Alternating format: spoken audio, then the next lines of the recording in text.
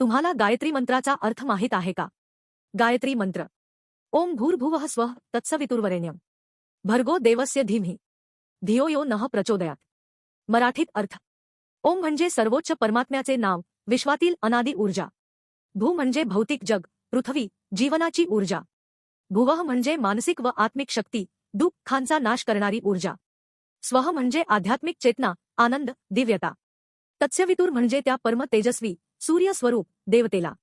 वरेण्य म्हणजे जे पूजनीय आणि स्वीकारण्याजोगे आहे. भर्गो म्हणजे ज्याचे तेज पापांचा नाश करणारे आहे.